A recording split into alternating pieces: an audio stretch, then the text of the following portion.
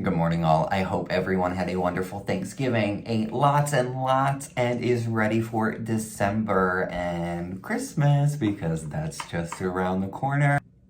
In case this is the first time you're visiting my page, my name is Mark Barta, and this is the Queermosphere, your weekly insight into anything queer. If you've yet to subscribe, follow, or comment, please do so you get my weekly videos in your feed. Let's jump right in to see what I have collected from this last week. The Postal Service in Norway is going viral due to a Christmas-themed ad. Joe Biden's Build Back Better Act will give tax refunds to some same-sex couples. And the governor of my sweet state of Nebraska wants to get rid of the Nebraska State Board of Education to stop LGBTQ education that they're trying to implement. Don't go anywhere. The fun is just about to begin. Go grab some coffee and come right back because we're about to get started. Norway's Postal Service released a 4-minute short entitled When Harry Met Santa, and it is a love story. Not only is it a love story, but it is a gay love story and ends with the recognition of the 50th anniversary of the country's decriminalization of homosexuality. It is love at first sight for Harry and Santa, but as the years pass, they want more and more than just a brief moment in the year to spend together. At Christmas, Harry every year waits for Santa wearing his best outfit, and Santa pops out of the chimney bearing gifts for his loved one. But for the rest of the year, Harry is left alone and lonely until Christmas comes. Harry decides to send Santa a letter stating, "The only thing I want for Christmas is you." The short ends with a message: in 2022, it will be 50 years since it became legal in Norway to love whoever you want. The Norway Postal Service is an inclusive workplace with great diversity, and they wanted to celebrate their 50th anniversary with a story, with the main goal of the campaign was to show that Norway never stops renewing itself. A representative from the post office rejected the notion that the spot mixes politics and Christmas, saying the right to love whoever you want is a fundamental human right and is not considered a political issue in a free democratic society in 2021. The Norway Post Office has been connecting people for 375 years and will continue to do so regardless of orientation or gender identity. What a great message to put out this season, and a reminder that, well, Santa Claus can still slay, girl.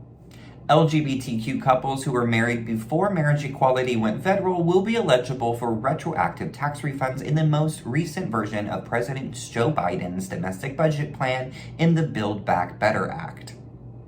This will go back as far as 2004 in states where marriage equality was legal, and they would be able to file amended tax returns for every year that they were married. Per the ruling in the United States versus Windsor, the IRS allows married LGBTQ taxpayers to claim benefits dating back to 2010. However, the Build Back Better Act benefits can date back to 2004, when the first same-sex marriages in the country began to take place. Experts say that couples who earn a similar income likely wouldn't benefit much from the policy, but those who earn vastly different amounts of money could see some hefty gains if they take the time to amend their returns. All I have to say is fair, so if you think you can benefit from this, please amend your tax returns if you were married prior to 2010, before marriage equality went federal, and get that money, girl.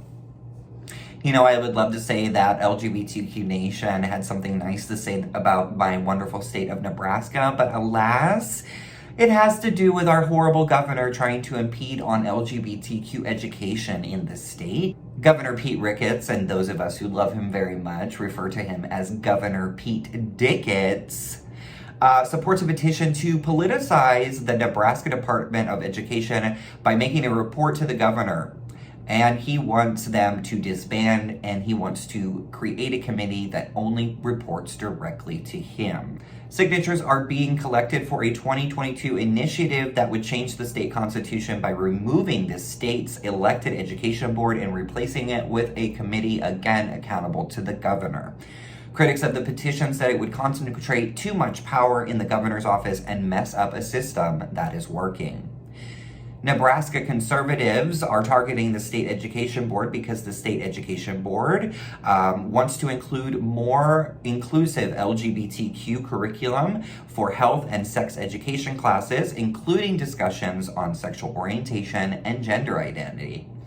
The Nebraska State Board of Education and Ricketts have been at odds over the school board's desire to incorporate the LGBTQ information into school curriculum and literature, with Ricketts saying that the teaching of LGBTQ inclusive sexual orientation education violates parents' rights. If the plan were to succeed, discussions of LGBTQ issues could be severely curtailed, and LGBTQ advocates point out that the states with outright bans on LGBTQ issues, so-called no-promo homo states, would prevent kids from learning critical information about their health.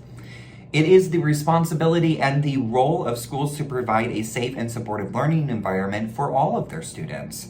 Implementing comprehensive LGBTQ inclusive policies can promote the health and well-being of LGBTQ students, and fewer than 8.2% of LGBTQ students receive comprehensive LGBTQ education. This, of course, is Pete Ricketts' last term and final term, and he can no longer run again, so he is attempting to burn the state down as he leaves. The only problem is that he was so far up Trump's butt that he wanted to fast-track his way to a presidential campaign. However, Trump was having none of it, and we have no idea what Ricketts will do next. Well, Ricketts is a complete dumpster fire and a uber conservative that does not take into consideration the beliefs, thoughts, and values of the progressive population in his state.